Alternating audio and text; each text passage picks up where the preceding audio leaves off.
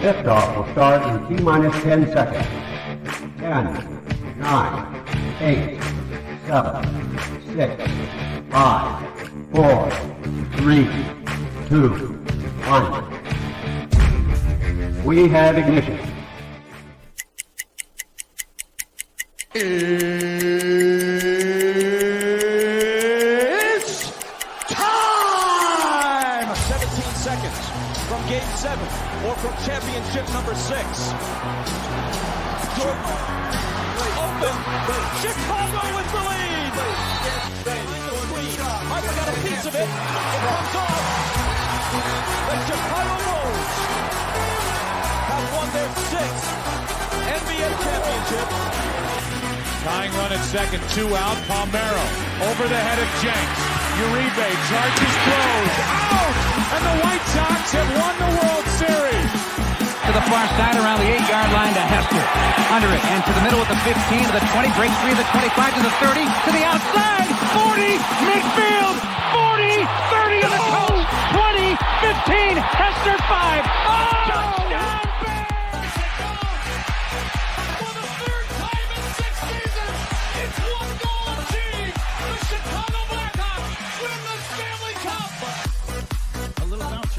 Toward Bryant. He will glove it to Rizzo. It's in time. And the Chicago Cubs win the World Series.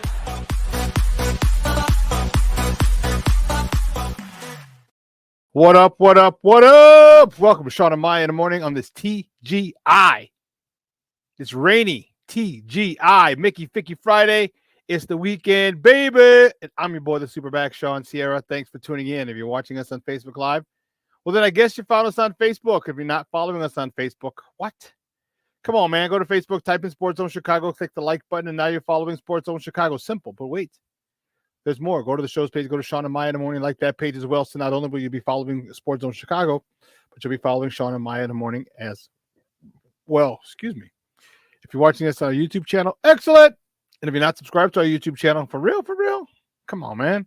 Go to YouTube, type in Sports Zone Chicago, click the subscribe button. But not only that, make sure you click the notification button. That's the little bell right next to it, and that'll let you know anytime a show from Sports Zone Chicago is going live. Get it? Got it? Good. Now, if you're watching us on our mobile app, please don't tell me you didn't know we had a mobile app. Come on, baby. What's going on? What you problem is, man? What your problem is? Listen. We have a mobile app, so wherever you get your apps from, it doesn't matter whether it's iTunes or Google Play or Amazon or Walmart or Kmart or 7-Eleven, Zayre, Zemsky, Macy, Montgomery Ward, Woolworth, Weebolts, Gold Blast. It doesn't matter. You go there, you download Sports Zone Chicago. Okay, take us with you on the go. So not only do you get Shawn and Maya in the morning 3 days a week, live shows, and not only are the archives there like they are on Facebook, but I'll tell you what, in YouTube, we give you a slew, and I mean a slew of articles, thanks to my man Clarence Council III. Big up to Clarence for keeping you abreast of all articles Chicago sports related. Now, if you're watching us on a Roku channel, well, I like that kind of party, baby. If you don't know, you better ask somebody. Sports Zone Chicago, we have our own Roku channel. All right, we have our own Roku channel. So if you have a Roku television, do us a favor, download Sports Zone Chicago's channel to your television. Put it there right next to Netflix, Apple, Prime, HBO Max, Hulu, Stars. Man, today is the series finale of Power Book 2. That series is over today. It came on at midnight. I love it. And I can't wait to watch it after I pick up the Warden in a little while. But I digress. Download it, put it right to your TV, watch it on a big screen. Hell, run a big screen, right, Mickey, Ficky, now. You can also tweet the show. You can tweet us at Sports Zone Shy, that's CHI, at Sports Zone Shy. Now, if you want to follow me, just me personally, I want to know what I did? Well, let me tell you what I did. I made it nice and easy for you folks. Nice and easy. One handle for Facebook, Twitter, Instagram, Snapchat, and TikTok. All one handle at the Shawn Sierra. All right. If you want to follow my lovely co-host, Maya Kai, you can follow her on Facebook and Twitter at The Sports Chica. If you want to follow her on Instagram, I just follow her Maya_Kai. It's MAYA_AKAI. Man, we have a lot to talk today, man. A whole lot to talk. I'm fired up. We got baseball. Playoffs were nutso. Nutso. Let me tell you something. What was really funny, one of the girls from CrossFit is from Wisconsin. And she's a feisty one, sweetheart. Big shout out to Heather. But she's from Milwaukee. And so I was like, I was talking to her in class this morning. I said, "Oh, you're a Brewers fan, huh?" She's like, "Yeah." I'm like,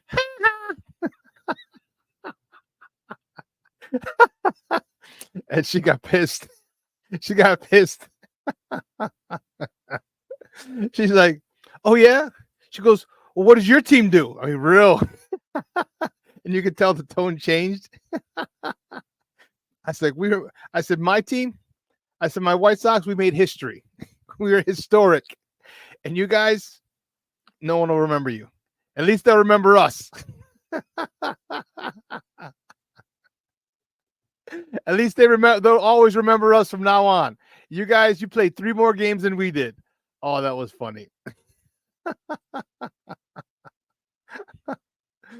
Oh man. She was mad. Oh my goodness. Mad as a mother hover, boy.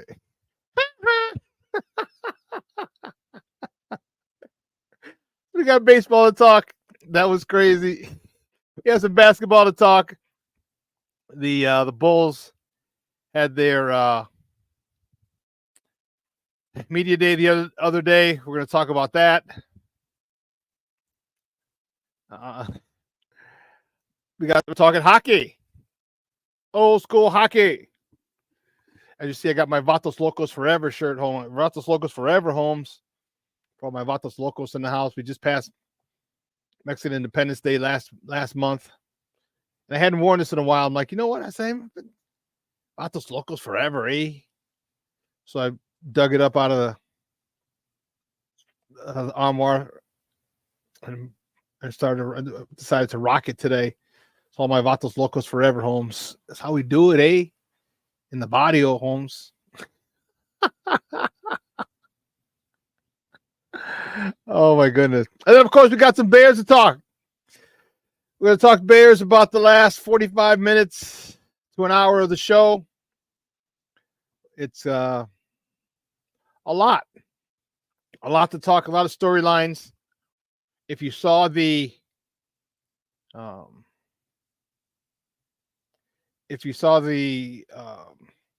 background or the thumbnail for the show, we're playing the Carolina Panthers, and we want to thank them for the gift, the trade that keeps giving. All right, because of that trade, we got Darnell Wright, Tyreek Stevenson, DJ Moore, Torrey Taylor, and we still have a 2025 second-round pick, so that trade will be over finally, for the Carolina Panthers. That trade will be over in the second round of next year. And if they continue to struggle like they're struggling, that could be a very high second-round pick. A very high second-round pick. I'm not wishing ill on anyone. I'm just saying. Just calling a spade, people. Because right now, Carolina's 1-3. There are a whole bunch of other teams that are 1-3. New England, Miami, Tennessee, Jacksonville's 0-4. Oh, goodness gracious, great balls of fire. The Giants are 1-3. Carolina, as I said, Arizona, and the Rams. Ooh, we handled the Rams. Dude, they're talking about mutiny. New England. 1-3. My goodness gracious, great balls of fire. My goodness.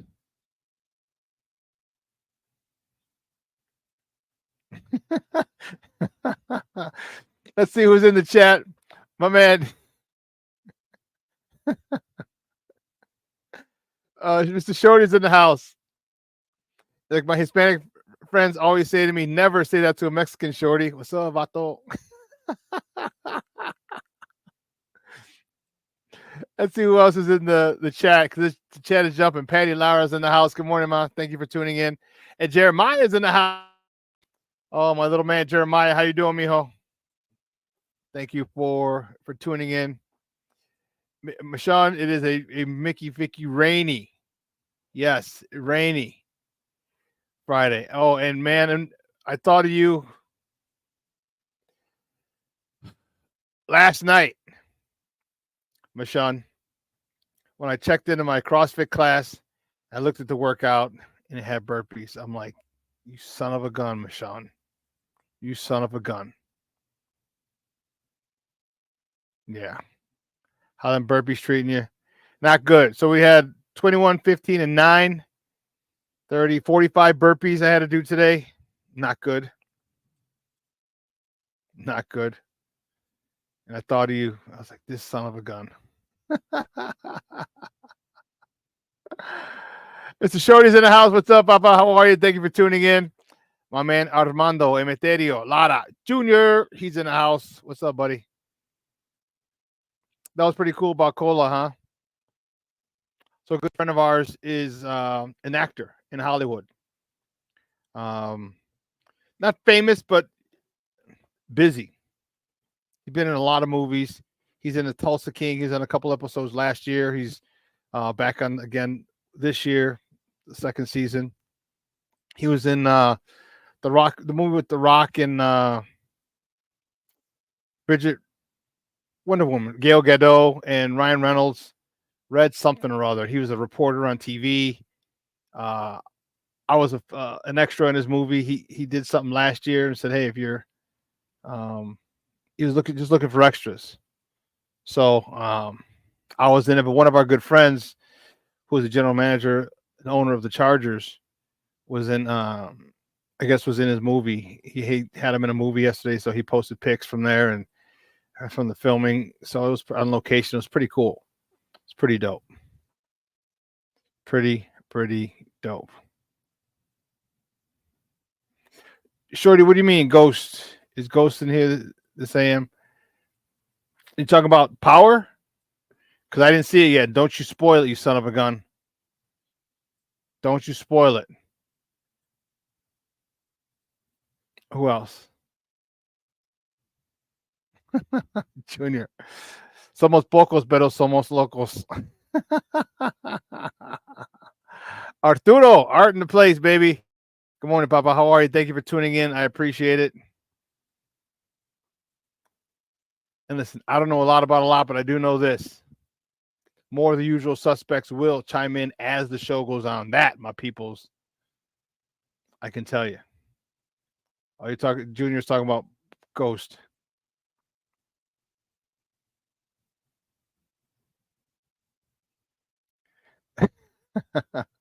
Oh, Junior said, I saw that me and Guy weren't friends on Facebook last night, and I changed it. Oh, good. Yeah, good. Guy's a good dude.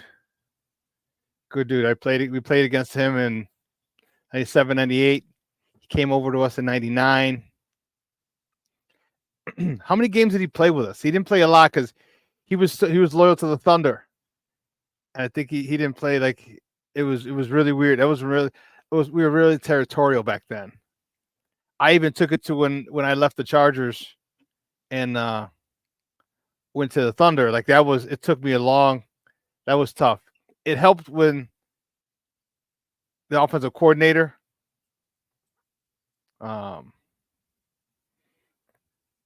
gave me 7 carries that whole year. Yeah. And then I went on to win MVP 2 years later.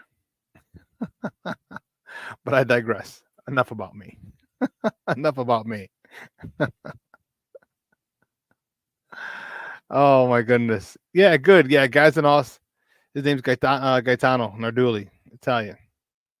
A guy. This guy. I got a guy. Who's got a guy? I got a guy. But listen, it was those were some good days, man. Those were some good days. And let's talk a little bit of sports. Do I want to start it now? You know, yeah, we'll start it now.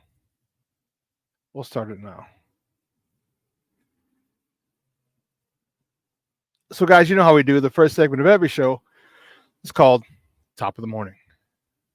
It won't come just when you want it.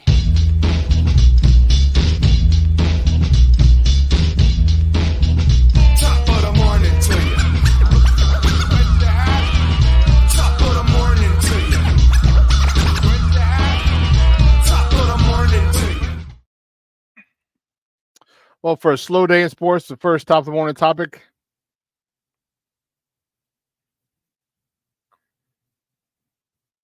is this: no results, but the Blackhawks, they take on the Minnesota Wild tonight at the United Center. Is the last preseason home game for the Hawks. Puck drop is at 7:30. You can catch it on the new Sports Network, Chicago Sports Network.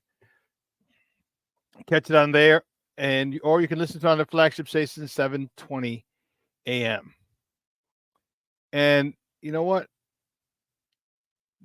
Did I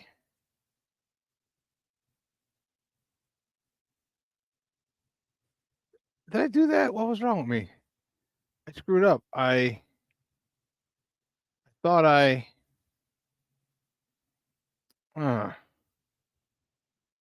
goodness gracious, great balls of fire. I thought I didn't think I erased it, and apparently I did. There you go. I don't think we got. Did we get to this? Well, we'll find out in a second. So on Tuesday, the first, it's the first of the month. Get up. Oh my. Next top of the morning topic: the Chicago Sports Network began its operations on Tuesday.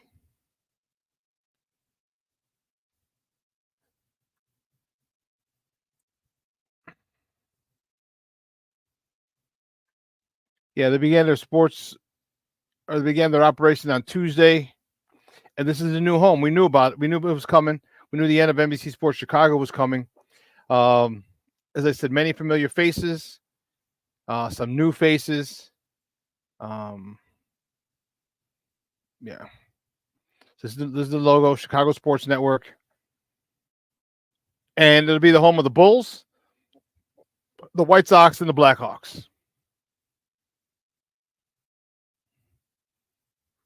As you know, the Cubs have their own network in Marquee, and the Bears they don't have their own network, but they have the deal with Fox, and the NFL has a deal with Fox and CBS and NBC and Prime and Amazon and YouTube and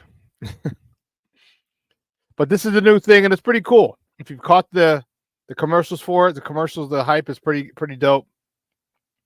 So CHSN is the new regional sports network here in Chicago. So it's a lot of old faces, a lot of familiar faces, and some new faces. The Chicago lead is going to be their show every night at 6:00. It's got Cameron Smith, Melanie, goodness gracious, I can't remember her last name, and David Hall. Right, so most people know David Hall. A lot of people know Cameron Smith. Cam's been on the show quite a bit. Hasn't been on recently, but he's been on. He was on the show quite a bit.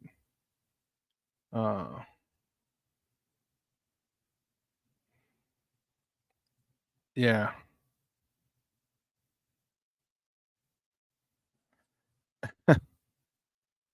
So Mr. Shorty says, I poop on you, CHSN, for taking Glenn Morgan's job.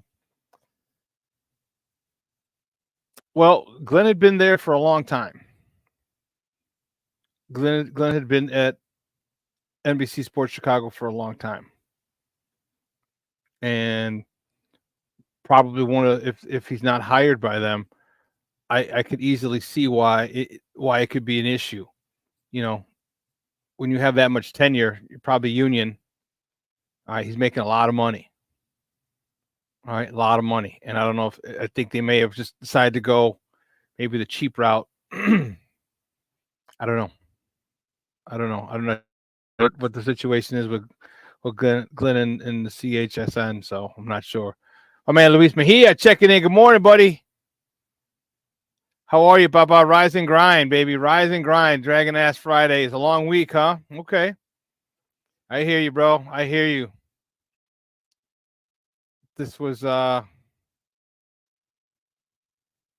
this was kind of a long week for me.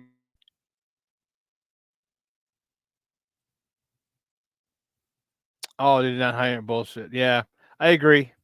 But I said it could just be a financial thing, you know. My man King Booker World checking in. What's up, Papa? How are you? Plank is checking in as well.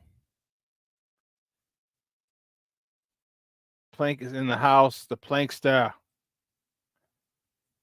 Good morning, Shawn. Sports Donors. Bear down. That's what I'm talking about, baby. Bear down.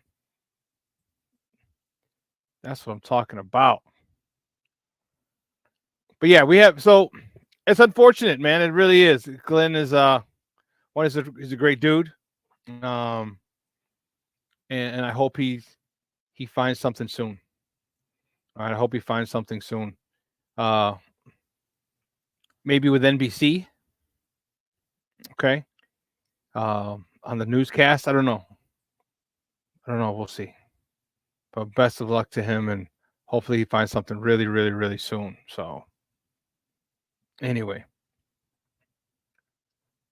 Well, listen. Let me see what we got next.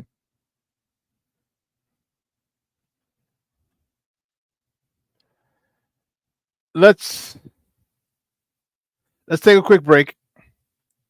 All right, on the other side of the break, we'll finish up with top of the morning topics, the few we have, because there's not a lot of sports yesterday. Not a lot of Chicago sports. We're going to talk about baseball. We have a lot to talk about baseball. So let's talk about that on the other side of the break. So don't go anywhere, folks. Keep it locked right here. Shawn and Maya in the morning on Sports Zone Chicago.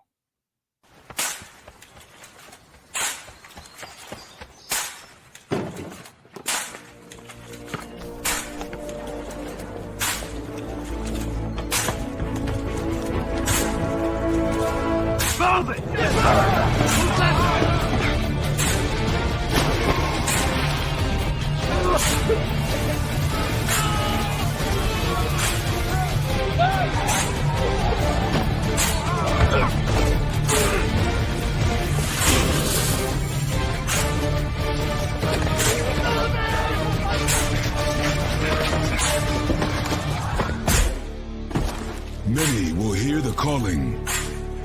Few will earn the title. United States Marine. The few, the proud, the Marines.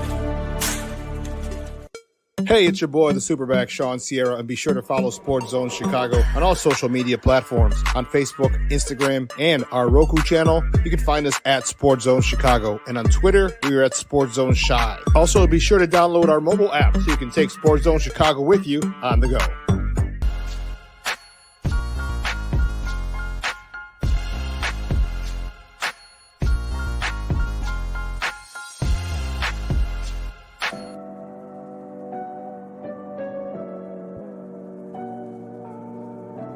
How do you take care of your mind health? For my mental health, I meditate in the mornings. I have my dogs. They're the best. I just find ways that help me just relax. Finding things that make me happy, like being close to my family. I meditate a lot and read books. I have hobbies outside of the game. I'm able to switch off. I'm able to turn my brain off from the game of basketball. Your mind health matters. Your mind health matters. We are looking for a few heroes, mentors, trailblazers, innovators, a passion to change lives, spark curiosity, open hearts, and awaken minds, help students answer the question, who am I? This could be your calling, but this is no job. It's the journey of a lifetime. Be a hero. Be a teacher. Mental health and learning disorders don't discriminate. 17 million children and adolescents in the United States live with disorders like anxiety, depression, ADHD, and dyslexia. Less than half get the help they need to thrive. Help the Child Mind Institute change these children's lives. Visit childmind.org.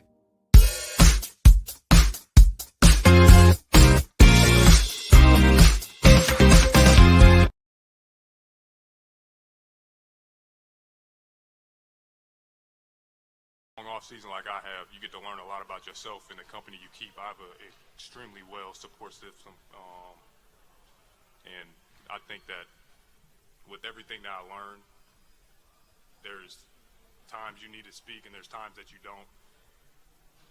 I had probably how long until I talked to you guys? I was talking to you guys in February of last year. Whenever there's something that needs to be said, it will come from Zach Levine or my representation. You know, there was a lot of thoughts and rumors, opinions about me, about the organization. So just know whenever it needs to come from me or them, you'll know it'll be from them. I think Rich talked one time, and this is my first talk time to you, so everything else you can take with a grain of salt. Welcome back to Shawn and Maya in the morning on Sports Zone Chicago. Those comes courtesy of the Chicago Bulls. And let me tell you, Zach came out a little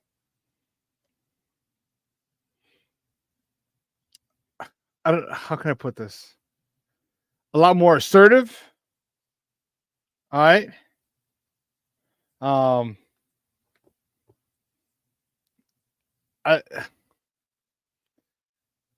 He came out very, it just seems like a little,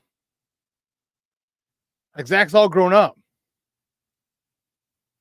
Like, you know, it just seems like he's all grown up. Like he went and he attacked that press conference, like, and saying, "Hey, listen, you want to hear it? You want to know anything? You're going to hear it from me." I'm proud of him. I'm proud of him. I know there's the impending trade, the talks, the rumors. Yeah. And he's tired of it. And how can you not be? All right. How can you not be? And it's just interesting to see how, like I said, a new year, new Zach. Yeah.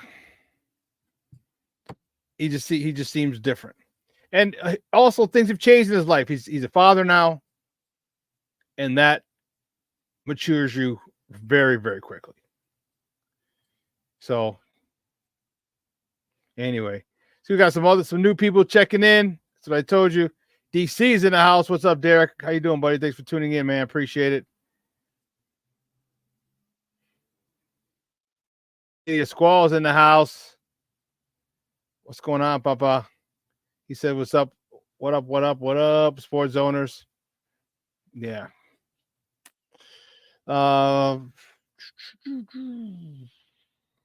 We got a couple more top of the morning topics we'll get into real quick. The next top of the morning topic: Chicago Sky Twin Towers, Angel Reese and Camila Cardozo were named to the WNBA All-Rookie team. All right, they were named to the WNBA All-Rookie team, and no surprise there. No surprise there. Maybe a little with Camila Cardozo. A little. She missed the start of the season with a wrist injury, and then I don't know. To me, it seems like she just didn't play as dominant as I thought she would. Okay. She joked about them getting all the rebounds with her and Angel Reese, and Angel Reese lived up to that hype, but Camila didn't. And I could say, and I don't want to say I was disappointed in her rookie season. That's kind of harsh. I don't know if she lived up to the hype or maybe even her own expectations. Maybe. I don't know.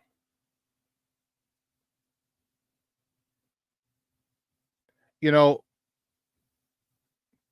I've talked about Camilla. You know, I said Camilla is a person I feel who needs to get in better shape. She needs to trim down, get a little more explosive. That'll help her at this level. And I don't know what remember I told you when you go from one level to when you move up a level from high school to college to pro, the most important years in your development are your first 2 years, specifically that first year. All right. And I know Camilla got, she was with Teresa Witherspoon was her coach last year and might have, pushed her, which is great. But who's going to follow that? Who's going to follow up? Who's her coach this year? That's the thing that I'm wondering. Who's going to be her coach? And, this is a very big transition year for her. And because if you remember, a lot of times people talk the biggest jump you take is from your first year to your second year. Well, what coach is she going to have? That lack of continuity it could be a big detriment to her. Because I don't know, did Teresa Witherspoon say, hey, you're going to have to lose weight in the offseason? You're going to have to tone up. What if the next coach doesn't think she does or doesn't realize that she does? And now you wasted another year. So I think that really hurts her. It really hurts her. And it sucks because I really want Camila Cardoso to do well. I think she is I think she can be a star in this league. She's got a phenomenal personality. I mean, once she's easy on the eyes, she's a beautiful young lady. Unbelievably talented.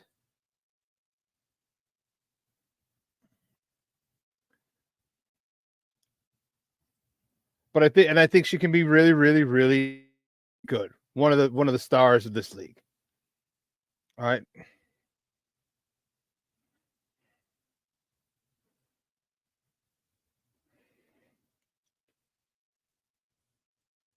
Oh man, Armando Jr. says, I still think the WNBA is killing itself with the hate of Caitlin Clark and Angel Reese.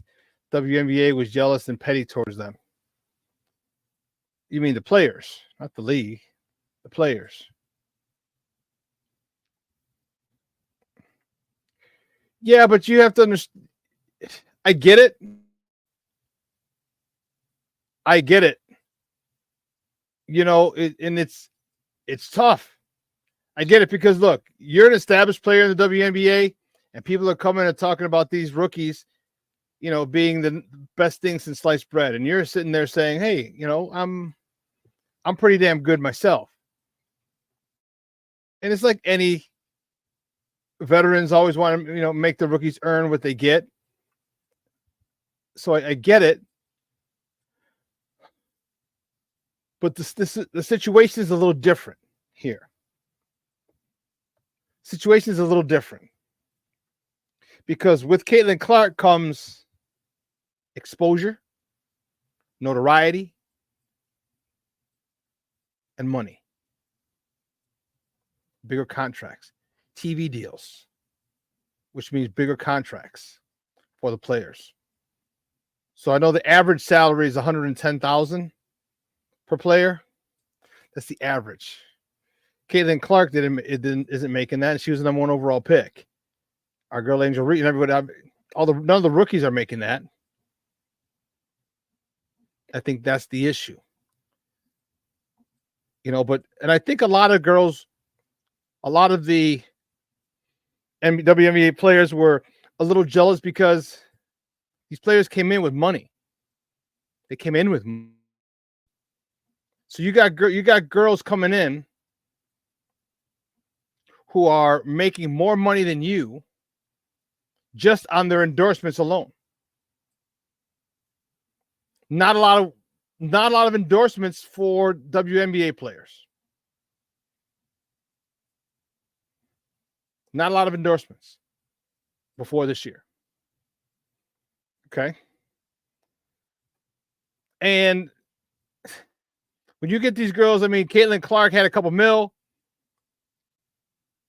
Our girl, Chi-Town Barbie, came in with a couple mil. And then NIL money. It's easy. And let's be honest. Caitlin Clark's a beautiful, beautiful young lady. Okay, coming in with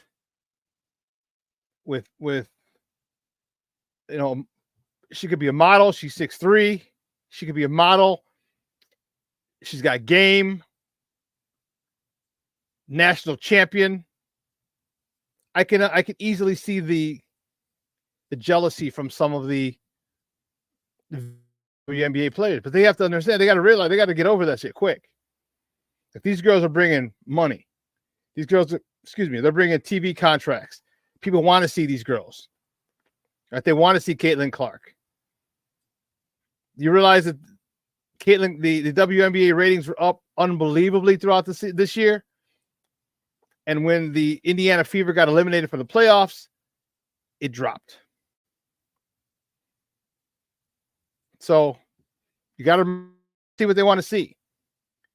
And they will money for it. They will pay money for that. You may have an issue with her having a lot, and with some of these rookies having a lot and coming in a little better with a little better footing financially than you did. But damn, the old saying, high tide raises all ships. They're the high tide. They're getting you exposure. Now, Asia Wilson now is getting more exposure. Asia Wilson, best player in WNBA, wasn't as popular. Asia Wilson wasn't as popular as Caitlin Clark. Okay, best player in the league. People weren't selling out to see Asia Wilson. I can damn sure guarantee you that. Guess what? Not only were they selling out to see Caitlin Clark, they're moving games to NBA arenas and selling out. Not only they're moving them to NBA arenas, 18, 20,000 and selling out. So that jealousy you have, you better get over that shit quick. Because the more people that see these games, the more you get exposure. The more people can like your game and fall in love with your game. The bigger your fan base, your fan base can become. Social media, you can start making more money because now your social media's following increases.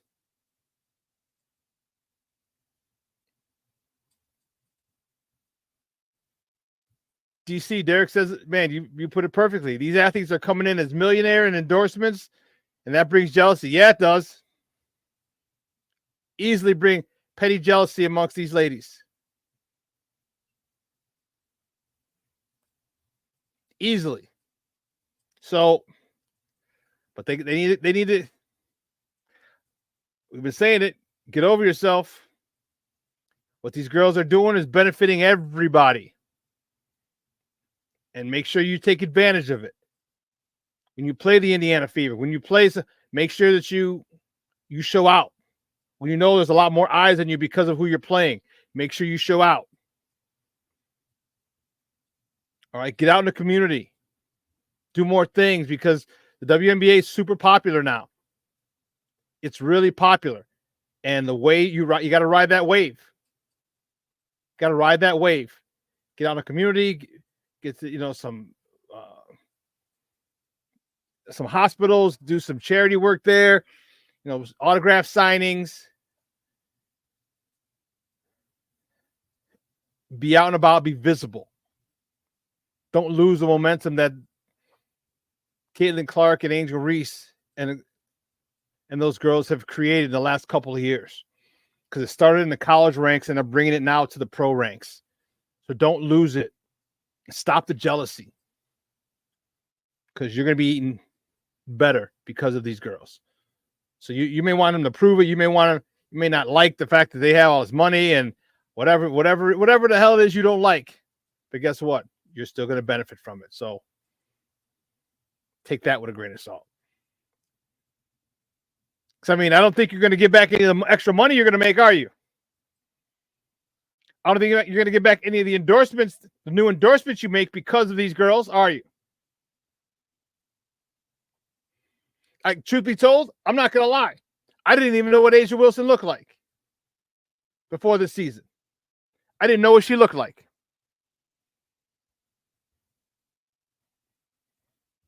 DC, you said it right.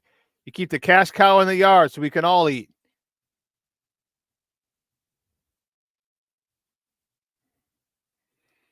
You know, like I said, I had no idea what Asia Wilson looked like.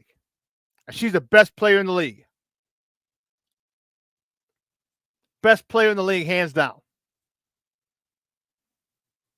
Luis Mejia says same thing. He says being jealous ain't gonna get no one paid. You just need a ball. They do. Just keep balling. Keep doing that. Keep let the wave of popularity continue to roll. Continue to move. And speaking of that, next top of the morning topic, Caitlin Clark wins the WNBA Rookie of the Year. There was a lot of talk about it should be a co-rookie of the year early on during the season, actually the middle of the season, toward the end of the season, before Angel Reese got hurt. And people said, well, she set records in scoring and this and that. And I'm like, okay. But Angel Reese did something that's pretty damn good with 15 consecutive double-doubles. All right, a streak that she broke. Yeah. That was pretty tough, too. Not get it twisted. Angel Reese is no joke. Angel Reese is no Mickey Ficky joke.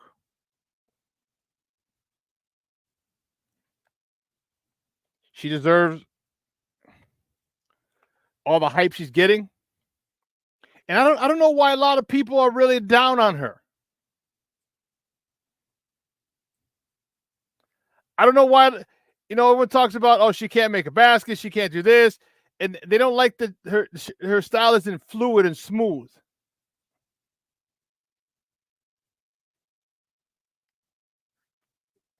Because she's a grinder. She works. She's not afraid to do the dirty work.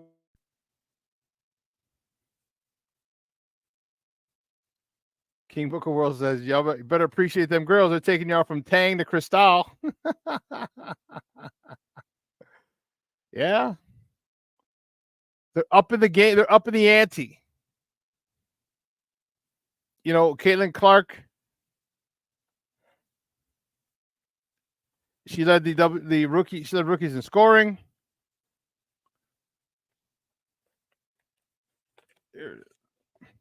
She was one vote shy of the unanimous Rookie of the Year. 66 of 67 ballots. You know who the other vote was?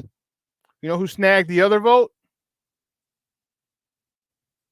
Chi-Town Barbie, Angel Reese.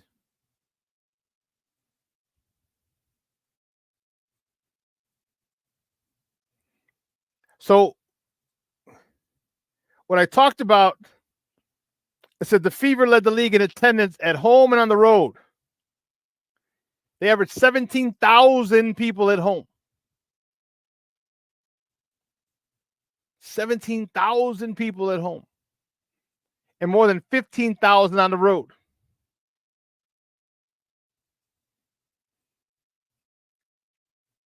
That's insane. That's insane.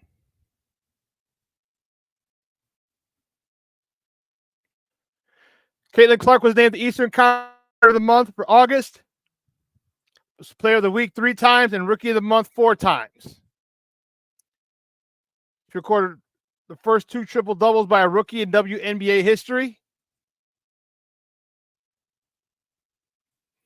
She set a league single game record, league record, with 19 assists and became the first rookie to have at least 30 points and 10 assists in a game.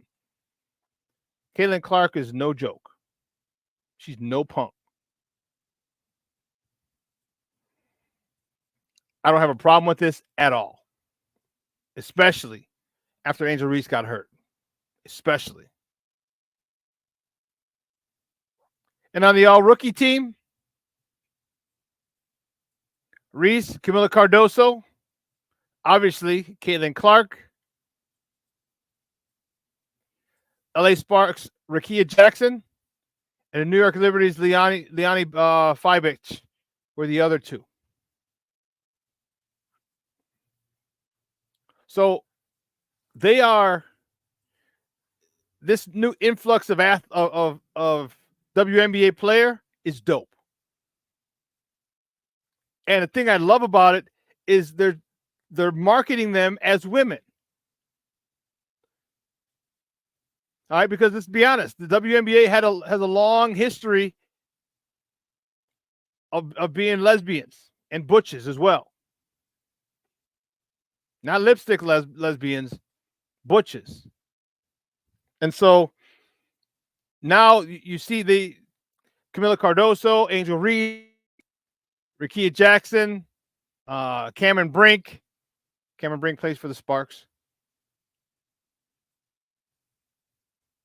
You see now what the WNBA is doing. You see on Instagram.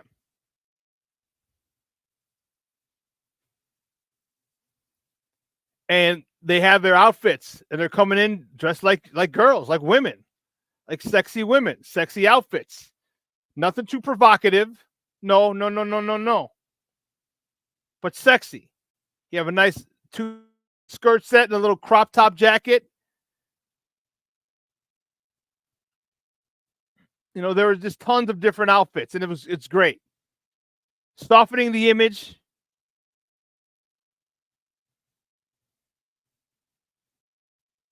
But they're marketing them as women. As sex. I mean, sex sells. As beautiful women. As sexy, beautiful women. And whether you like it or not, learn to deal with it because, as you know, sex sells. But the crazy part about it is they're not just using them as they're not marketing them as sex objects. They're marketing them as sexy women. And the great thing is that they can play ball big time. That's the great part.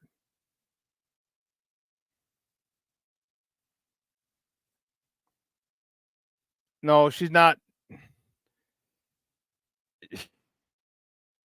She's not joining another league, Junior. Brittany Griner.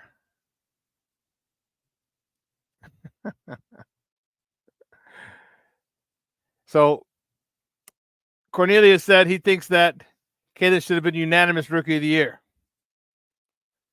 I can't argue that. But I could also defend the fact that that Angel got one MVP vote for Rookie of the Year. I mean, not MVP, Rookie of the Year. I could also argue that point too. Both things can be right.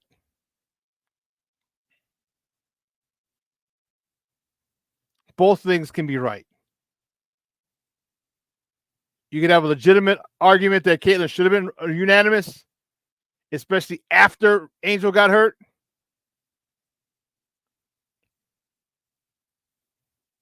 But up to that point, man, they were talking about remember co-MVPs, a Rookie of the Year, co-Rookie of the Years. Remember that? And I was like, make it co. Make it. Had Angel Reese not got hurt, I would have implored the WNBA to make it co-MVP or co-Rookie of the Year. I gotta stop saying MVP. Co-Rookie of the Year, and that would have been dope. Because Caitlin set records, Angel Reese set records.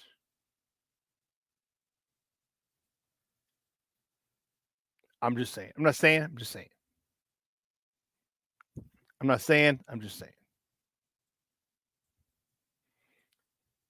So we're going to take a break, and we're going to come back. We got a little baseball to talk.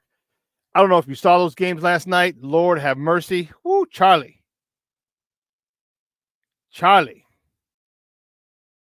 That was dope. That was dope.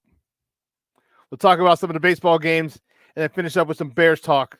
So don't go anywhere, folks. Keep it locked right here. Shawn and Maya in the morning on Sports Zone Chicago.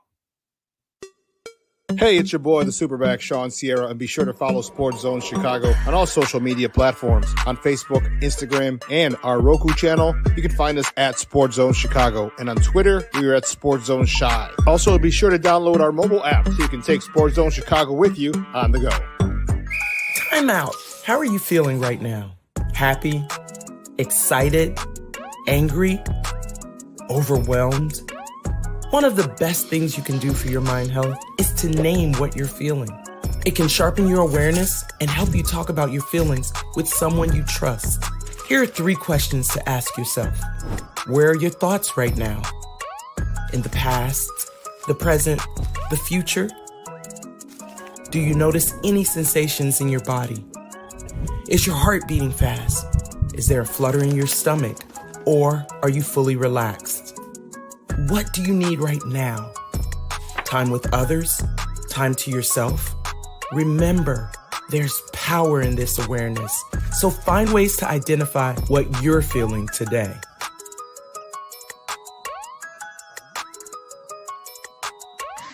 Hi, guys. Hey. Hi, Megan. Hey, Jessica.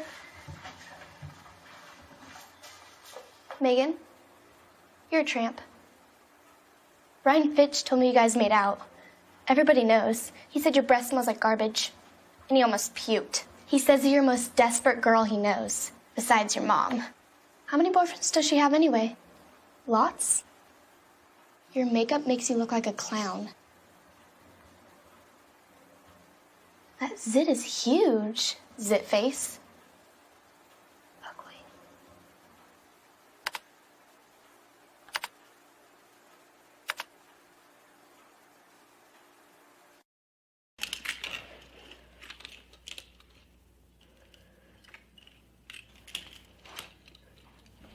Hey, bud, what you doing? I'm playing with cars.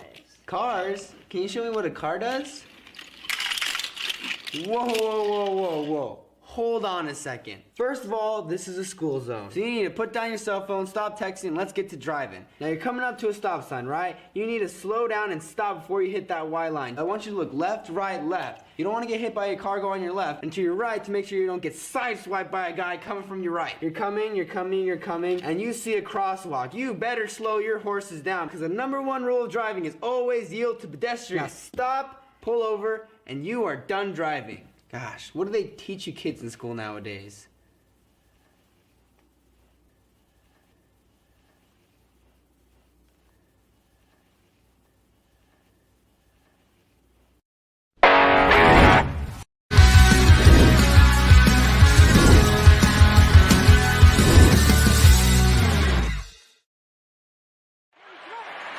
Rams bring an extra body.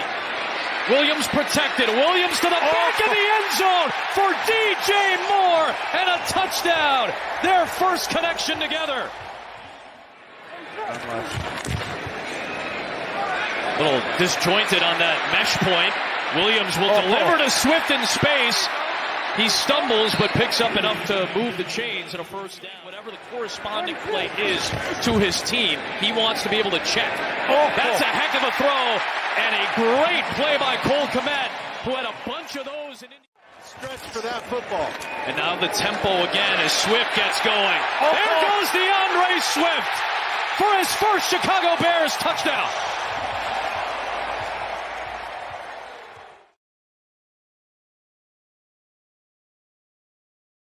Welcome back to Shawn and Maya in the morning on Sports Zone Chicago. Looks up courtesy of Fox. Fired up. Got me fired up, baby. Got me fired up. But we're going to put that on hold for just a quick second. We're going to talk a little bit about baseball. Dude, that was nutso last night. Whoo, Charlie. I was making fun of, I told you, I was making fun of one of the girls at CrossFit. They freaking hate me. and she got the New York Mets and the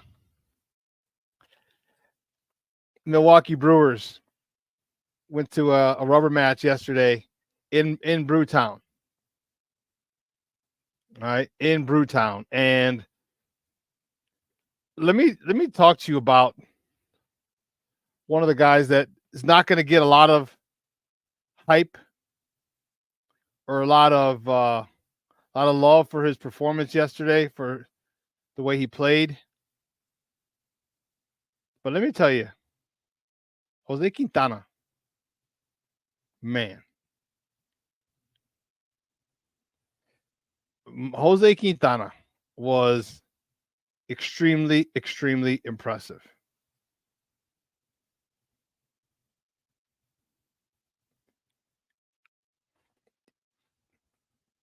Six innings. Now, mind you, I loved Jose Quintana. Remember, he did well. He's done well on both sides of town. He did well on both sides of town. I hate it when we gave him up, man. That hurt. But he went 6 innings. This is the deciding game. Winner goes on, loser goes home. The Mets are on the road. Jose Quintana, 6 innings. 4 hits. No runs. 1 free pass. One walk. 5 punch outs. That's a quality start. That's a hell of a start for Jose Quintana. A hell of a start. That game was crazy.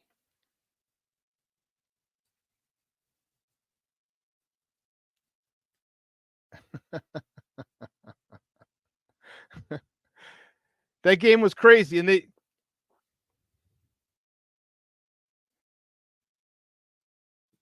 I don't know, Junior. I can't think of it right now. The way no runs were scored, all the runs were scored after the seventh and from the 7th inning on. Back-to-back homers by the Brewers, and they're up 2-0. Like, oh snap! They go to the 9th. They bring in Williams. He blows it. Pete Alonso, a 3-run Oppo Taco. 3-run opposite field homer, and then they add an insurance run to make it 4-2 in Milwaukee. In Milwaukee.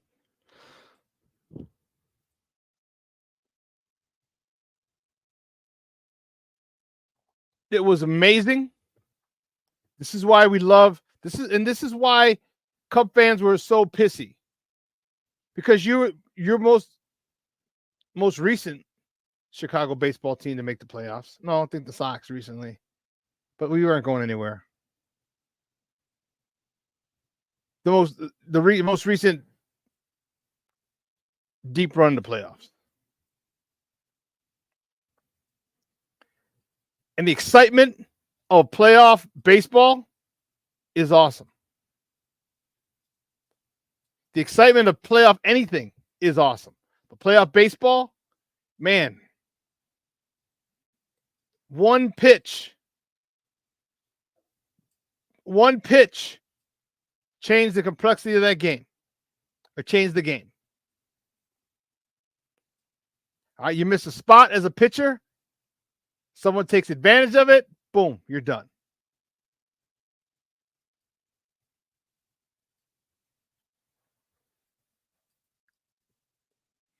This is where the stars shine. This is where your legacies are made in the playoffs. In the playoffs, big-time players make big-time plays in big-time games. You need your superstars to show up in the playoffs, period. Doesn't matter what sport. Pete Alonso stepped up. Big time. It doesn't get any more dire than that. Bottom of the 9th, there's only 1 out. Bottom of the 9th, 1 out. You're down 2-0. You got 2 guys on. You come through with a dinger.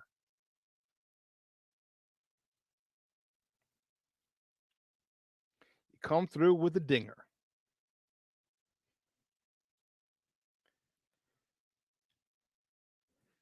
And a couple of the other series were,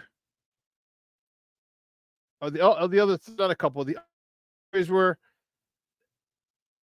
climactic. Detroit beat the Astros, 2-0. 3-1 the first game, 5-2 the second game. I'll never forgive Houston. I can't stand them. Hate them, hated it. Kansas City swept Baltimore. Both games in Baltimore. 1-0, 2-1. How crazy is that? You win a playoff game 1-0. I think that game was the run that was scored early in game 1. It might have been a home run in the first inning, and that run held up. How crazy is that? You talk about pitching your ass off. Los Padres, San Diego, they beat the Braves 2-0, 4-0, 5-4. And then yesterday's crazy game, deciding game 3.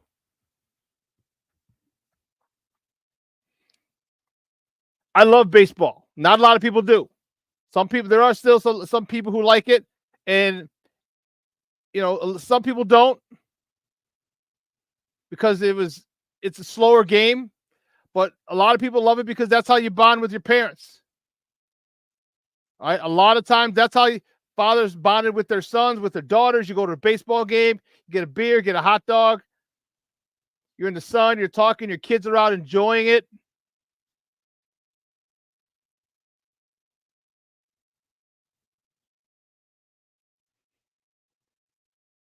And baseball brought a lot of people together. It's forged a lot of father or parent-child relationships. Father-daughter, father-son. In my case, mother-son. My mom used to take me to Sox games. I was very fortunate. My mom was an athlete growing up. She played softball, basketball, and volleyball. Shorty, you're a damn fool. He said, you just sparked my taste buds with a baseball game hot dog. Oh, man. And it's fun. And it was called America's pastime for a reason. All right. There weren't a lot of other sports. Okay. It was, I love baseball. I love the strategy in it. I love everything. And since I became a student of the game, maybe like 25, maybe 30 years ago, when I was in my early 20s, that's when I became a student of the game. And the reason I did was I was very fortunate to have, we've had good announcers here in Chicago. Steve Stone's one of the best. And whether you liked him or not, Hawk Harrelson was another one. I know he told tons of stories, but his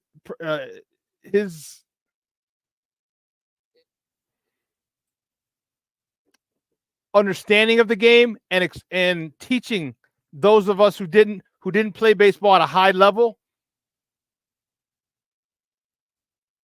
the teaching that he taught us was great. The teachings. Okay. Steve Stone, man.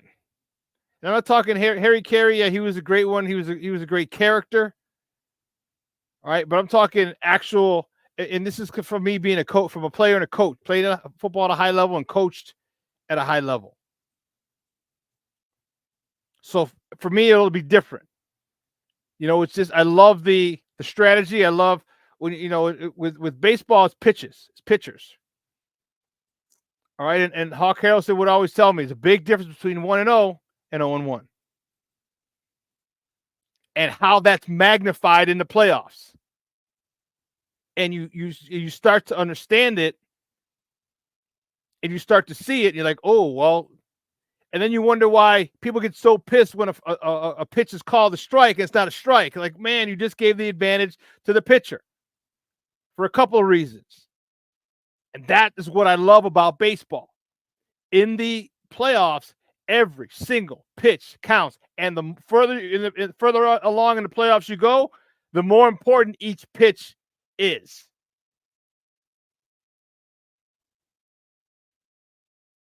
Like a 1-0 versus 0-1 pitch in the divisional round is crazy.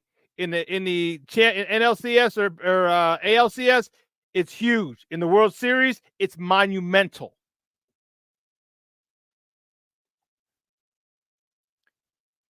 And that's what I love about baseball and these games. So now the wild card round is over. The Yankees take on the Royals. The Yankees have obviously the home field advantage, excuse me. I think 2 games 1 and 2 are in New York, 3 and 4 if necessary are in Kansas City, and game 5 if necessary is back in the Boogie Down Bronx. The Guardians at the Tigers, nice little Central Division matchup. Guardians have home field, first 2 in Cleveland, next 2 in Motown, and if necessary, back in the land.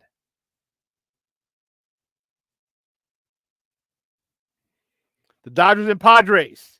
It's going to be it's going to be a great one. First 2 in LA, next 2 in San Diego. The last one, if necessary, game 5 in LA. And the Phillies take on the Mets. The Phillies are number 2 seed. The Mets are number 6 seed. The first 2 games in Philly, 3 and 4 if necessary in New York, and game 5 if necessary back in the city of brotherly love.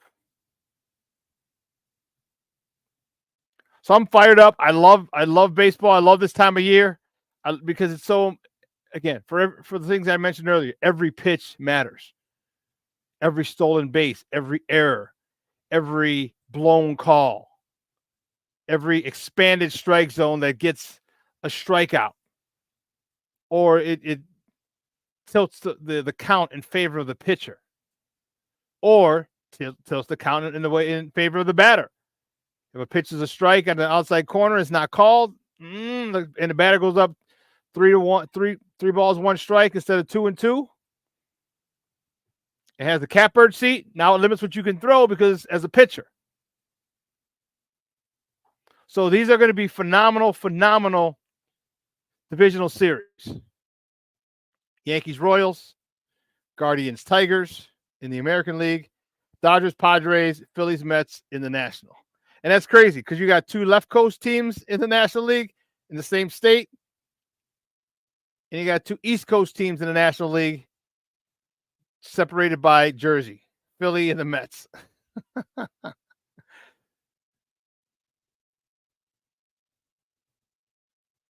AL Central. How about that? How about that? 3 teams in the divisional series. Are you freaking kidding me? The Royals, the Guardians, and the Tigers all made the playoffs, and the White Sox, well, they made history.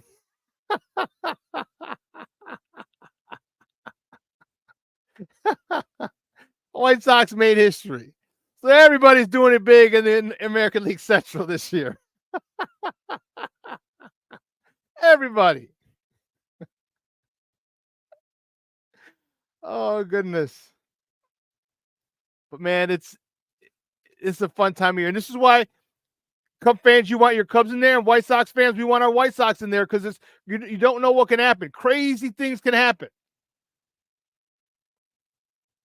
You don't have to be the top-rated team to win it all. You got to be the right team, getting hot at the right time, and ride that wave. Because the best team doesn't always win. Best team doesn't always win the World Series.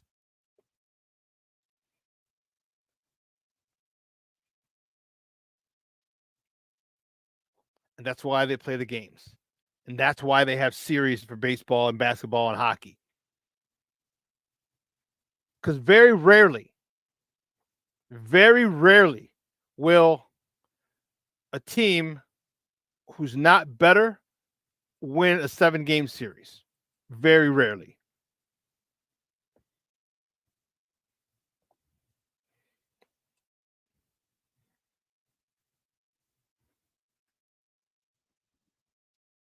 Jay Grizz checking in. What's up, Papa? He says, yeah, the most talented team on paper doesn't necessarily win the championship every year in baseball.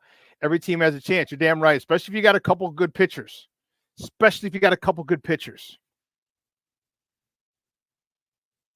You know, you got a couple good pitchers that can hold teams at bay. I mean, look at Quintana last night. 6 innings of shutout baseball, one walk, 4 punch-outs. Come on, man, in a deciding game. Man, I miss Quintana. Armand Jr. says, trash shows not advancing is sweet.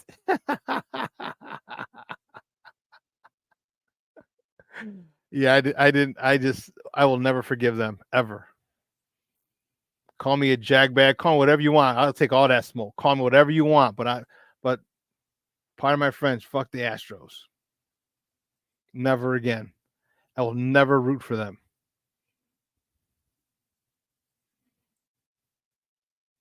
Even if they have to win to advance the White Sox, I won't root for them.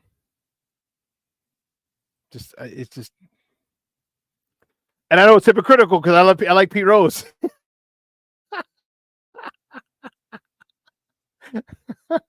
Someone asked me, like, Shawn, what's I thought on Pete Rose? Was that Luis? Luis says, Shawn, what's your thoughts on Pete Rose? I think he should be in the World Series. I mean, in the Hall of Fame. I think he should be in the Hall of Fame. You know, you did your time. You did your time served. You did it. You're out of baseball for a while. And I said, to me, is this in a nation of second chances? Why not here? Why not here? In a nation famous for second chances, why not in this case? Why? That's bothersome to me. You know, we're not asking you for some scrub. You know what I mean? We're not talking about a scrub here.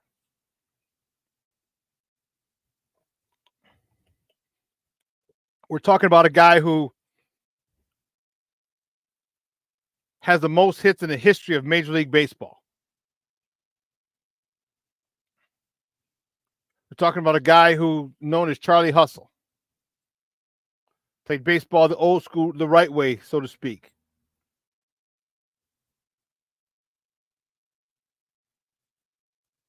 And I think his time is served. And it's a shame he'll if he is ever allowed into the Hall of Fame, it's a shame he won't be here to witness it. You know, because those are the things that you want to experience. I was very fortunate to be inducted into the Chicago Thunder Hall of Fame and the Mid-States Football League Hall of Fame. I was very, very honored and blessed and humbled.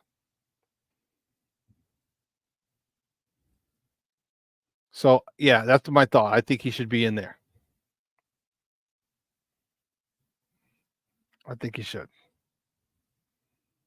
But anyway, switching gears. We got a big game coming up. I think this game is huge. Huge, huge, huge. Our Bears on Sunday. This game is huge for many reasons. Want to know? Want to hear? Here goes.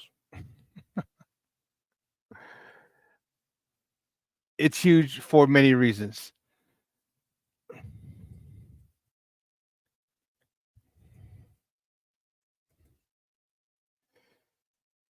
Confidence in the offense and in Caleb. Here's what I mean. This is a team that doesn't rush the passer very well. They don't rush the passer very well. Their stud end, Brian Burns, is gone. They traded him last year. They had 19 people on the injured list this week. Injury report. 19. people on the injury report this week. What the fudge crackers is that? 19 people. That's almost a full first-team offense and defense. They don't rush the passer very well. They don't stop the run very well. Their offensive line, which they invested in a lot, is hurt. A lot of those guys are hurt. This is the game that I need them, and I talked about it on Wednesday. I'm going to reiterate it again. This is the game. This is the week that Coach Eberflus needs to be on their ass 110%. Nothing is right. Everything has to be perfect. Nothing is good enough this week. Get on their ass. Get on their ass. I said 5 yards, not 5.5 yards on that cut. Do it again. Do it again.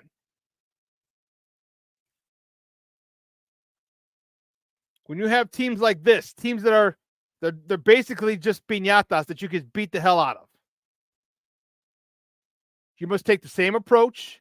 You must give them the same respect that a championship caliber or a playoff caliber team gets.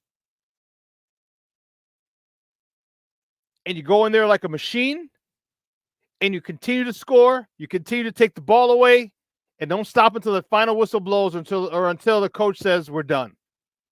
Let's take a knee, or no more stunts, no more blitzes. Even then, you can still pick the ball off and you can punch the ball out, and scoop and score. But that's what this team, the confidence in this offense needs to rise to the top. This team doesn't cover well. This team doesn't rush the passer well. Caleb should have time. With that time, we need to see Caleb throw the ball all over the field. The connection that he has with DJ has got to be on point. He's got to reestablish a connection with Keenan. Got to be on point. He's got to throw the ball all over the goddamn field on Sunday. In minimal throws. Don't just because this team sucks doesn't mean you got to throw the ball 50 times. You give me some Kirk Cousins numbers. 28 of 36. 28 of 36, 300 plus yards. God forbid 400 plus, but man. And you spread it out to 6-8 receivers. Remember I told you these first 9 games. Okay, 10 weeks, 9 games. Or when this offense needs to get their act together, needs to get that consistency in, needs to get the familiarity down. Because when they start playing their schedule from weeks 11 through 18, the last 8 games, man, there's no joke. You got your division. The Packers are 2-2. Minnesota Vikings are undefeated. The Lions, the returning division champs. The reigning division champs, I should say, not returning, the reigning champs.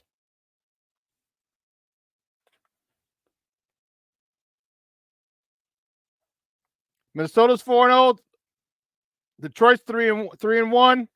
Chicago and Green Bay 2-2. You got to get this offense on track before you start seeing the Minnesotas who's destroying people. The Green Bay is going to get better, and the Detroits who are destroying people.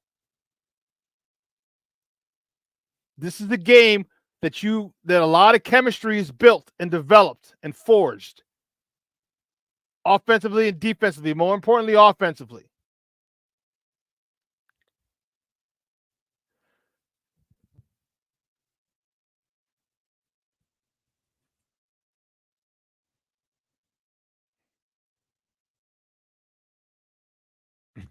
Shorty, forgot our offensive linemen like to lay down and make grass angels.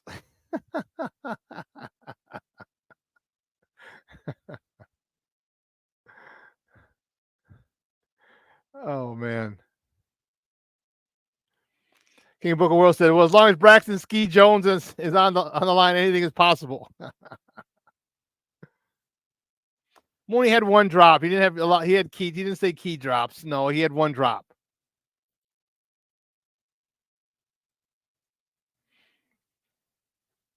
But this is what I want. I need this offense to get in sync. I need this offense. Excuse me. That's what I mean. The confidence is offense in Caleb. I need Caleb to start gaining some confidence in himself. You can see he's not fully confident. He's not the same. He doesn't have the same level of confidence that he had at USC because he's not having the success that he had at USC. The way you gain confidence is through success. So this is what I need from those guys. I'm going to need Shane Waldron. Okay. I'm going to need Shane Waldron to have a day. I need you to.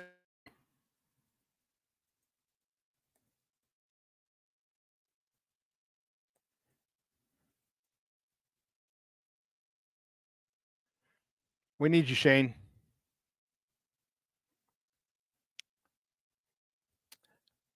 Get one of the things that I'm a little confused about is why you don't move the pocket a little bit. I know we don't have Justin Fields, and it was easier.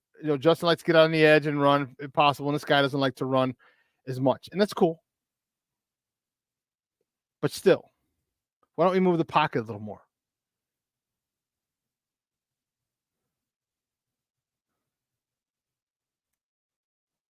I don't know what the hell that was, Shane. I think Shane has to have a good game. And here's my thing. I think he will, because I've watched him evolve and adapt from weeks 1 through 4. I've watched the evolution of Shane Waldron with this personnel, and I like it. He just needs to keep evolving and adapting. And you see it in the players. You see it in Caleb. You see it in his play.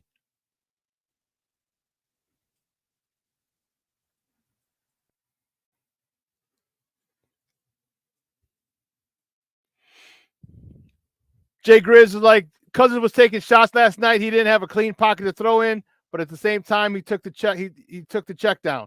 Yeah. And this is what I'm saying. I'm saying Caleb has had a 300-yard game already. And then he's had a game where he took the checkdowns last week. I want a combination of those. I want a combination where you push the ball downfield, but also hit the check down when it's not there. It takes time. It takes time to master that, because if you hit one ball downfield, you're going to want to hit them all downfield, especially with young quarterbacks. Young quarterbacks, they think, okay, we can do this on a regular basis. No, you can't. You got to soften them with body blows, and then you hit them.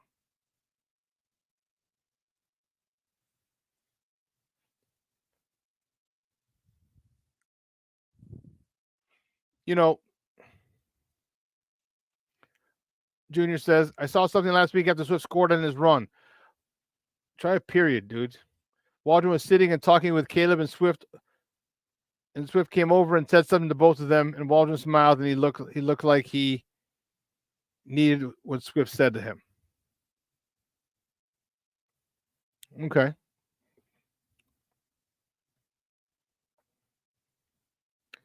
But I need to stop these stupid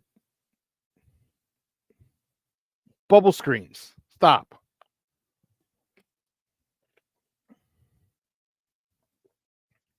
All right, are you going to get DJ Moore involved down in a vertical passing game? Give him a curl, give him a slant, give him a dig, give him a deep in, give him a comeback. Stretch the field with who you have, and not all the time.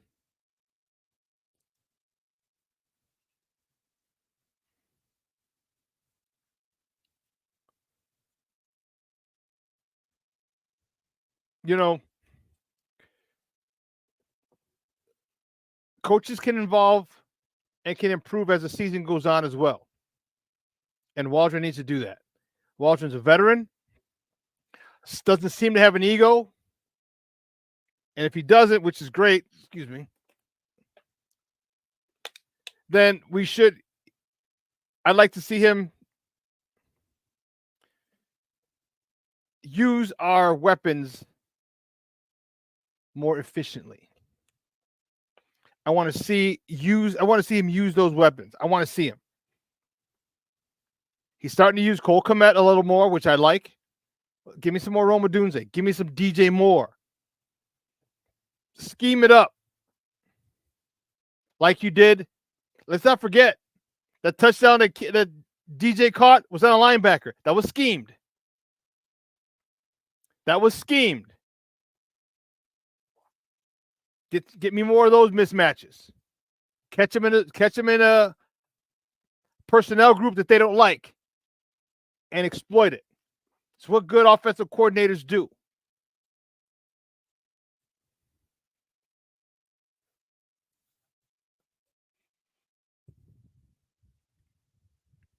I'm waiting for, and I'm wondering when they take off the training wheels, and we'll know when we'll have an idea when they're gonna do it. We'll see Caleb have a good game, real good game, and you'll see him in rhythm. You'll see him looking off plays. I mean, the throws will be there. The run after catch will be there.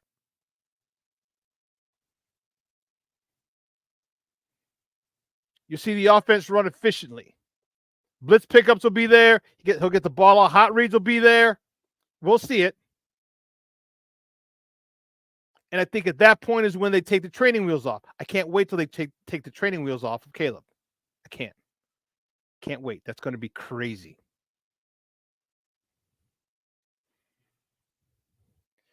All the people who wanted Caleb, okay, will be extremely ecstatic that the training wheels come off of Caleb. King Book of World said, "You and me, I think me and you're gonna have to fight to see who's gonna beat the hell out of Shane Waldron." King Book of World said, "If I see a first down screen, somebody getting power slammed." I ain't mad at you, dog. I hear you. And I agree completely. Stop that nonsense. Stop it. When I saw that, I'm like, are we with John Shoop again? What the hell is this? What the hell is this? This isn't what we were looking for, what we were told to expect. This is wasn't what the hype is about.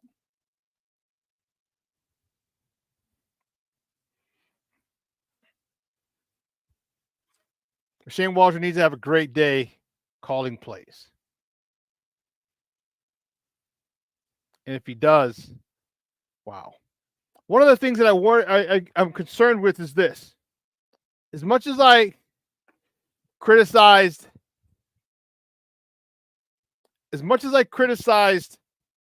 Shane Waldron, Luke Getsy, let's be honest. His first 15 were good, really good, every week. He just couldn't make adjustments. His first 15 scripted plays usually led us down to a score. Usually led to us scoring on the opening drive. Either one, 7 or 3. But it usually led to points on the opening drive.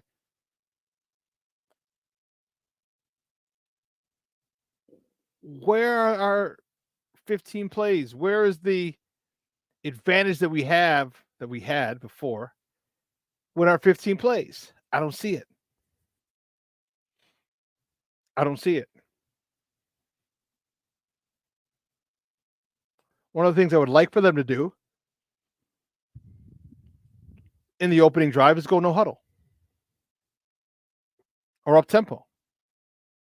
If Caleb can call the plays, at the line of scrimmage, man, go on no huddle.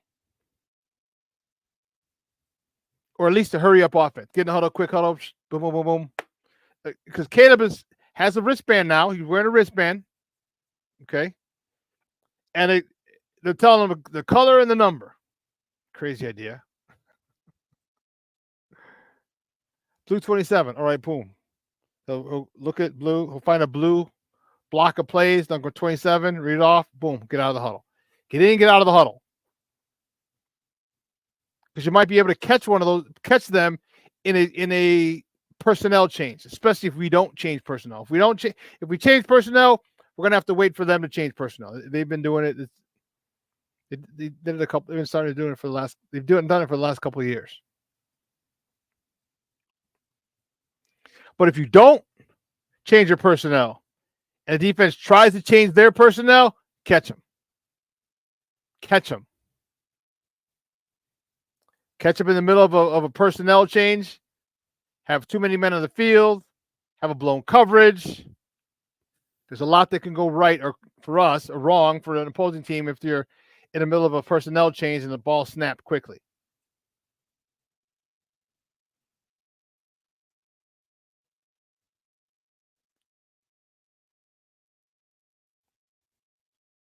But these are some things that this offense needs to do. These are some of the things that they need to work on, because I know not a lot of people are happy with Caleb's production. Everybody's looking at Jaden Daniels and like, oh my God, we should have had him. His season should be Caleb's season. Everybody develops in a different rate. All right, we all develop at different rates. So I'm not going to say Jaden Daniels' season should be what Caleb's season is. I know most people would like that. They'd like for that to happen, those numbers, and see him hit the ground running.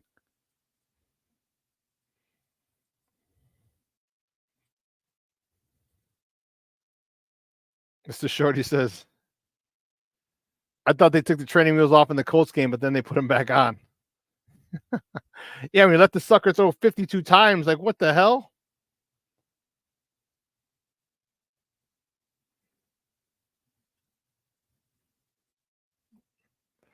King Booker Will says, wait until folks realize that Jaden Daniels only throws to the right.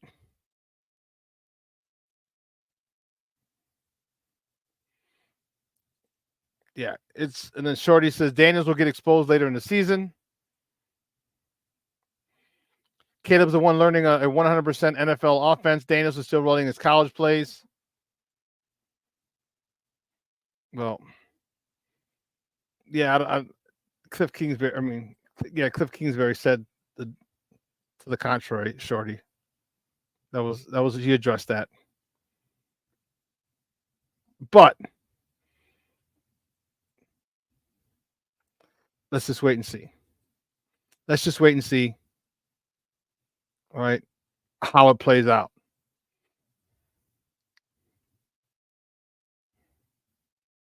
Yeah, no, he said it. Yeah, in post game, because someone talked about.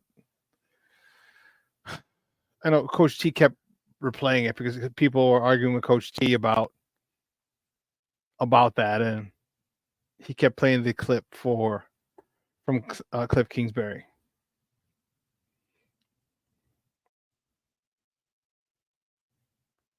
But this offense has got to start clicking. Has to. Offensive line has to start gelling. They just have to. We're done with the first quarter of the season already. I know, not officially. You have to wait till the end of the first quarter, but you know what I'm talking about. The first 4 games. We're done. And I've seen improvement from Caleb, big time. I've seen improvement from Shane Waldron's play calling, big time. Now, this is a game that I want it to all come together. I want it to all come together. And if you take care of all the little things, there are no big things. And this is what Coach Eberflus has to stress to these men. This is what I mean by respect your opponent. You give them the same respect. By you study them as hard. You don't take that for granted. You work on those, on techniques and moves and counter moves. You work just like you do against a deep playoff contender. All right, that's how you prepare for them. Be respectful.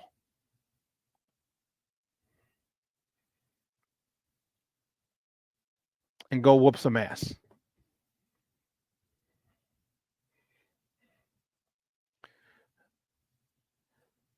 Mr. Shorty says, we talked about this last night. Guys are getting open all the time. Caleb just needs to master the offense. Yeah, well, he's a rookie. And all you people who wanted Caleb, okay, you got to wait. You got to wait until he is able to master the offense. It doesn't happen in 1 year. Doesn't.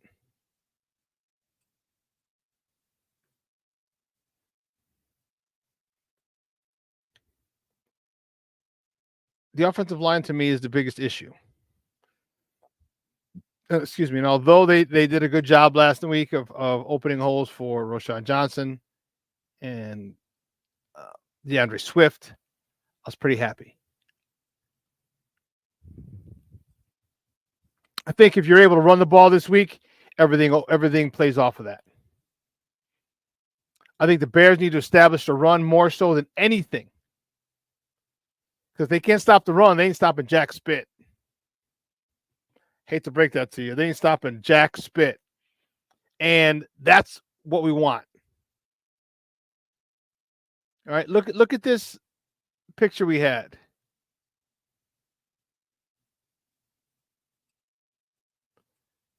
Trade that keeps on giving. With that trade of the first overall pick, this is what we got so far. We got DJ Moore, Tyreek Stevenson, Darnell Wright, and Torrey Taylor.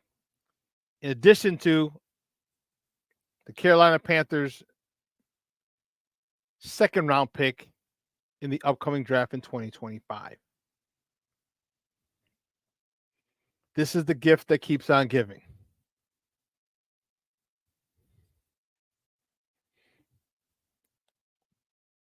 But this offensive line, in my opinion, had a good game. You run the ball the way we did, and you allow. But I need better protection. I don't understand what the protections. What's so difficult? They're running simple TE and ET stunts, and the Bears are getting blown up by them. I have no idea why. No idea why. One of the things I also want to see is his defense.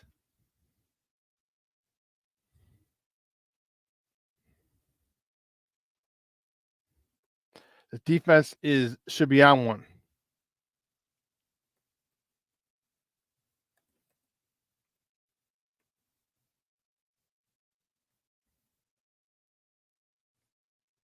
So hold on. Here you go. The defense to continue to dominate. Again, you're going up against Andy, the Red Rifle Dalton. Much different quarterback than Bryce Young. This guy's got these Panthers. They won a game. So this guy has gotten them believing. And this is why you need to take their heart out first series. All right. First series. Give me a 3 and out. Give me a pick. Give me a forced fumble. Give me 3 and outs most of the game. But Andy Dalton's not a guy that you can overlook or take for granted. You see how much improved the offense is with him in there. The guy's been around the league for a long time. He's seen a lot. There's not a lot you can do that can fool him. So instead of fooling him, how about run right through his ass? Make him see some ghosts.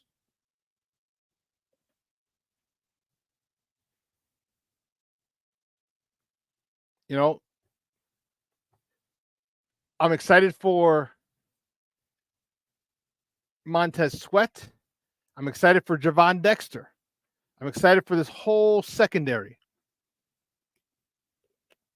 I'm excited for DeMarcus Walker, Austin Booker, Andrew Billings, Because this is a game where everyone can eat.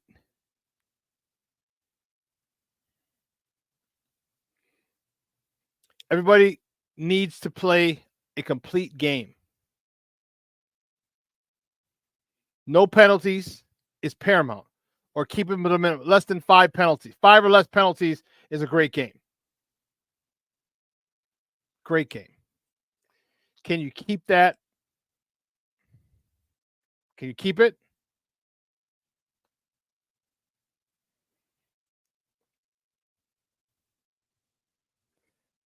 King Booker Will says Taylor gets 2 sacks again. From your lips to God's ears, Papa. From your lips to God's ears. Let me tell you, I will take it. Mr. Shorty says, now I want Chinese food.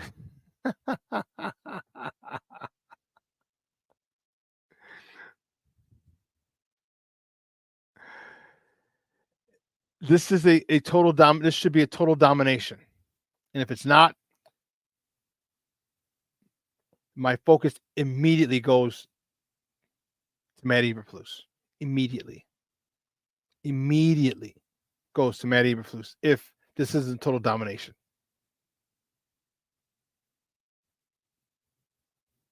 Because then you're not believing in his principles. You're not believing in his principles.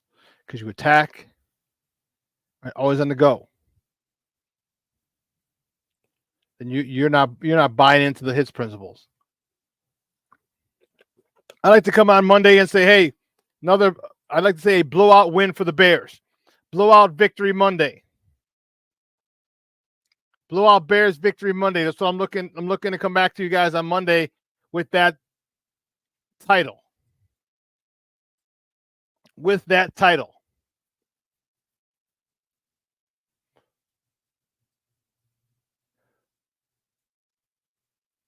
What are you guys thinking? Luis Mejia says, yes, run the ball effectively. Yep. King Booker World says Taylor gets 2 sacks again.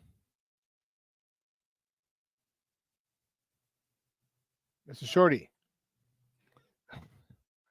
I want Chinese food, Booker.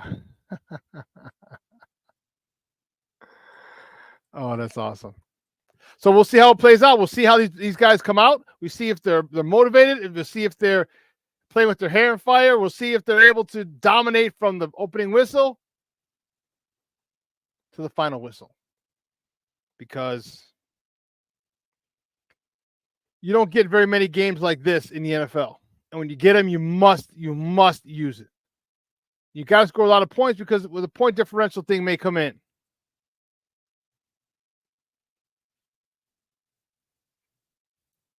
So we're going to see. We'll see if this team comes fired up, comes focused. We'll see if this team is disciplined. We'll see if this team is ready. If they're not ready, then I think that seat starts to get hot. Coming in hot.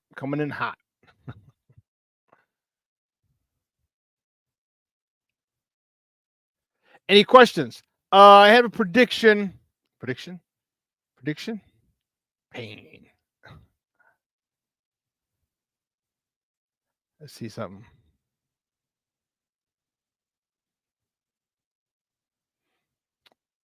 Yeah, I'm looking for something real quick. I wanted to see. So my prediction for tomorrow is this.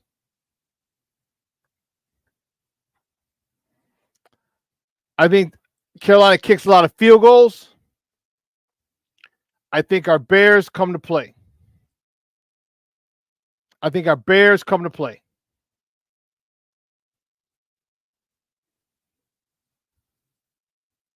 3 touchdowns, 3 field goals. That's a perfect day for the Bears. 30 points, 30 to 17 Bears. I think it's extremely doable. And I'm hoping we're able to unleash this offense and come out of our shell.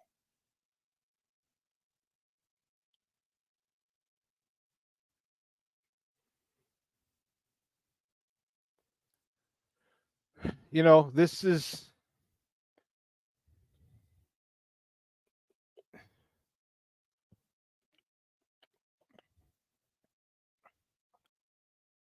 okay, Cornelius, you say 31-10. Okay. I got 31-17. I think a touchdown gets let up late with 9 field goals or 3 field goals. 16. What was mine? 31-17. Okay.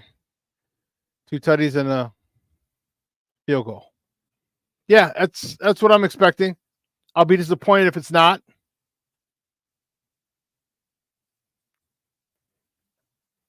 Yeah, that's what I'm expecting. So I'm looking forward to it. Issy, you got any other question from you guys?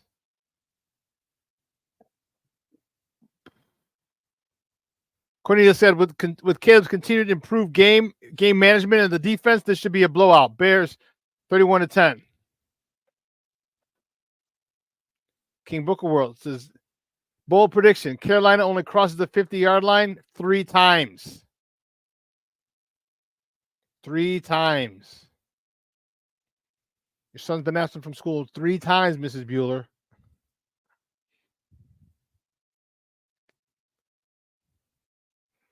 Shorty says, score prediction 20-6 for me. I assume Bears. 26 Bears.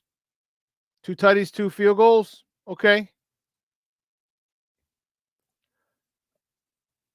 My man Junior, 28-10. 28-10. Okay, that's a good number. Good spread.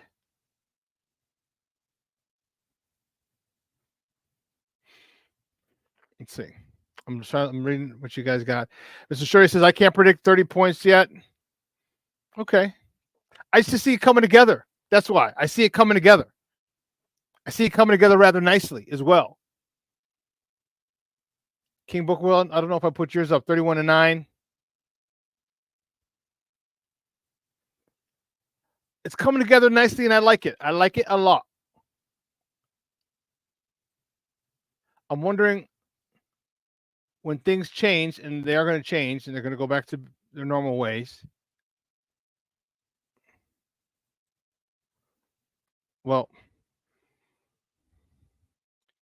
yeah, let's see if Shane Waldron can get this scripted first 15 out and doing damage like the last offensive coordinator. Let's see if he can do that. Marshawn Wallace, 38-16, Bears. Okay. Okay. All right. Well, cool. Listen. Any other questions you guys got? Let me know. All right. I'm going to be excited about watching this game. I'll be excited about seeing these guys in action. Mr. Shorty says, I wish I was going to this game. Yeah, me too. Larry says, Patty says, have a wonderful day, weekend, everyone. Yes. Awesome. Awesome. Oh.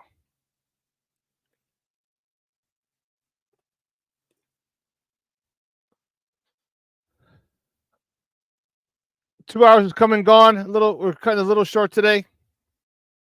That's all right. I want to thank you guys in the chat. You guys made it live.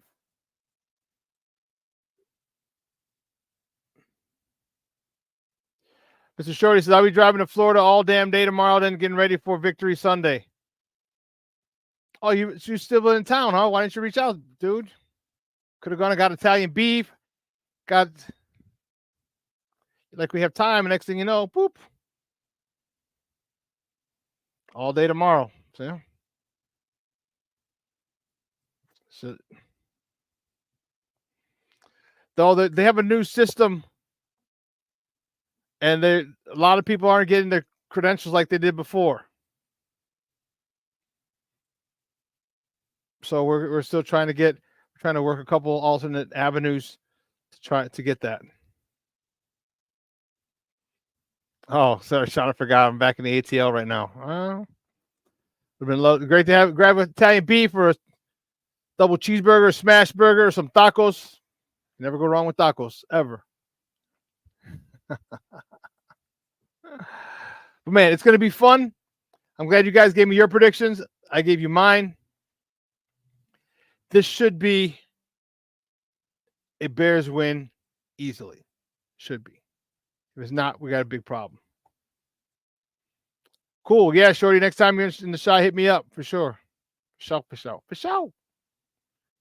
This should be an easy win, relatively speaking, for the Bears. So we're going to find out. We're going to find out on Sunday. A lot of questions will be answered. A lot of things will be determined with the play of Caleb, with the play calling of not Eberflus, of Shane Waldron, the game management of Eberflus, the aggression of Eberflus, the defense. Ooh, Patty says 28-14 Bears. Okay. Okay. Yeah, it's going to be a great game. So, guys, it's going to be a beautiful day out. What's it? Mid-70s? Double check. It's going to be a beautiful day out there. If you're going to the game, man, enjoy it.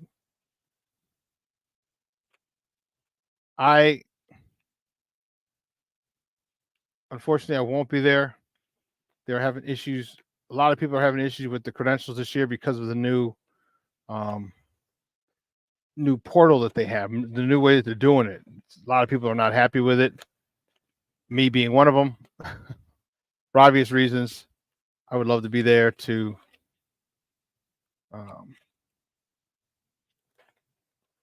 here we go. Oh, wow. Okay, Sunday, 75, early chance of rain. There you go, Patty. Yep. 75, early chance of rain. They'll have the field covered, so it'll be fine. So, and it should be a great day to play football. So for everyone here at Sports Zone Chicago, guys, I'm back, Shawn, Sierra. Do me a favor. Have a phenomenal weekend.